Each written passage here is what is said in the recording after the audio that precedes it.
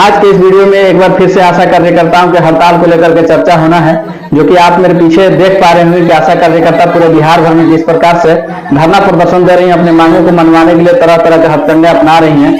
आशा कार्यकर्ताओं का जो हड़ताल है लगभग 1 महीने होने को चला है। आशा कार्यकर्ताओं को कहना है कि जब तक से हमारी मांग पूरी नहीं हो जाती है तब तक से हम अनशन तोड़ेंगे नहीं, हड़ताल तोड़ेंगे नहीं, क्योंकि हमारा मांग जायज है। हम जो मेहनत करते हैं उसके बदले में मजदूरी मांग रहे हैं। इनका कहना है कि हमारा जो काम तय किया गया है कमीशन बेसिस है, और जो कमीशन काम के बदले में मिलता है उसमें हम लोग संतुष्ट नहीं है, क्योंकि इस भरी महंगाई में हम इस पैसे से गुजारा नहीं कर पाते, ऐसा आशा कार्यकर्ताओं को कहना है। लेकिन वही वरीय अधिकारी से बात की जाती है तो वरीय अधिकारी कहते हैं कि आशा कार्यकर्ता की मांग को लेकर के वे कुछ नहीं बोलना चाहते। इसलिए नहीं बोलना चाहते हैं कि उनका कहना है कि आशा कार्यकर्ता जानबूझकर के ये नौकरी ज्वाइन की थी। इनको पता था कि ये नौकरी कमीशन बेसिस ही है और कमीशन पे ही काम करना है। अगर इन्हें पसंद नहीं था तो शुरू में ही ज्वाइन नहीं करती। और इनकी संख्या इतनी है कि सरकार इनके मांगों को सीधे तौर पर मान नहीं सकती है। लगभग पूरे बिहार भर में 80,000 आशा कार्यकर्ता काम करते हैं। अगर इन्हें सैलरी लागू किया जाता है, सरकारी राज्यकर्मी घोषित किया जाता है तो उसके लिए बहुत बड़ी बजट का प्रावधान करना होगा। अभी जो कमीशन इनको मिलता है इसमें आशा कार्यकर्ताओं का एलिगेशन है, आरोप है कि हमें जो कमीशन तय किया गया है इस हिसाब से तय किया गया है कि ये पैसा आशा को देना ही नहीं है, या देना भी है तो 10% आशा ही इस पैसे को ले पाएंगे। इतना टफ इन्हें वर्क दिया गया है और इन्हें चैलेंज दिया गया है कि आप इतना पूर्ति करती हैं, आप 10 काम करती हैं तब जाकर के आपको ये मिलेगा। 10 काम से एक काम भी अगर आपको कम हो जाता है तो उतना पैसा आपको नहीं मिलेगा। नाराज होकर के आशा कार्यकर्ता धरने पर आ चुकी हैं और उनका कहना है कि हम कमीशन पे काम नहीं करेंगे, सरकार हमारी सैलरी तय करे। मांग तो बहुत कुछ है और मांगने को तो बहुत कुछ मांगा जाता है, क्योंकि मुझसे बोलने में कुछ लगता नहीं है, लेकिन भरपाई करना मुश्किल होता है। भरपाई जो करना है सरकार को करना है और इनकी संख्या इतनी है तो सरकार भी बहुत जल्दी इस पे सुनवाई नहीं कर पा रही है। इनका लगातार धरना प्रदर्शन चल रहा है। सरकारी अस्पताल में हर एक प्रकार की सुविधाओं को बाधित करके रखा गया है। ये आप मेरे पीछे देख पा रहे होंगे कि आशा कार्यकर्ता जो है थाली बजाते हुए नजर आ रही हैं। थाली बजाने के पीछे इनका 2 रीजन है। पहला रीजन तो ये है कि हमारे देश के माननीय प्रधानमंत्री जी कोरोना काल में बोले थे कि थाली बजाने से कोरोना जैसी जो समस्या है टल सकती है।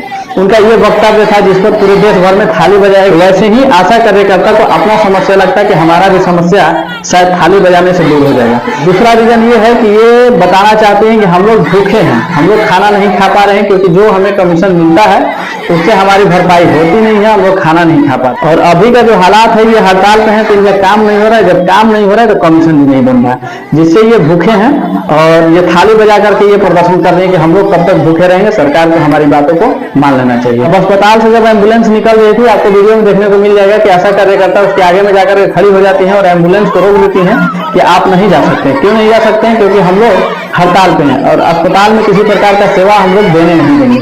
लेकिन आशा कार्यकर्ताओं से अगर अलग अलग बात की जाए तो उनका भी यही मानना होता है कि अगर इमरजेंसी केस हो तो हम लोग छोड़ देते हैं, लेकिन हम लोग हड़ताल जारी रखें। यह वीडियो पीएचसी तिलोथू का है तो पीएचसी के प्रभारी महोदय जब आते हैं तो आशा कार्यकर्ता उनको भी रोक लेती हैं और उन पर भी अपना आक्रोश व्यक्त करती हैं। उनका कहना है कि प्रभारी महोदय जो उनको हेल्प नहीं कर रहे हैं, इस मामले में हेल्प नहीं कर रहे हैं, प्रभारी महोदय ऊपर के आदेश को मान रहे हैं, आशा कार्यकर्ताओं के आदेश को नहीं मान रहे हैं। अब उनका भी मजबूरी है, अगर ऊपर से आदेश आता है कि नहीं दवा वितरण करना है तो उनको करना पड़ता है किसी प्रकार से। आशा कार्यकर्ताओं को समझा बुझा करके कि जरूरी की कामें हैं जो कि चलने दे तो आशा कार्यकर्ता भी उनको छोड़ देती हैं।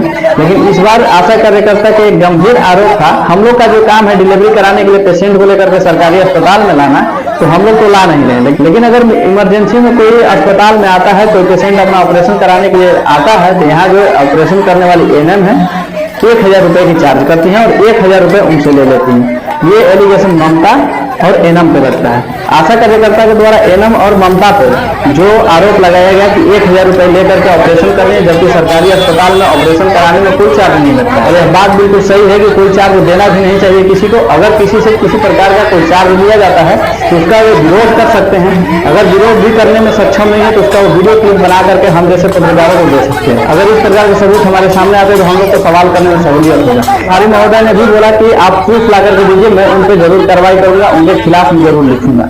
अब वीडियो के आखिर में हम यही कहेंगे कि आशा कार्यकर्ताओं को किसी प्रकार से समझा बुझा करके इनकी मांगों को मान करके, अब आशा कार्यकर्ता मेरे पे नाराज मत होइएगा कि मैं आपका विरोध कर रहा हूँ, मैं आपके ही पक्ष में बोल रहा हूँ, क्योंकि आप मेहनत करते हैं, आपके मेहनत के बदले में पैसा नहीं मिलता है। और मैं भी चाह रहा हूँ कि आपके लिए कुछ सरकार को कदम उठाना चाहिए।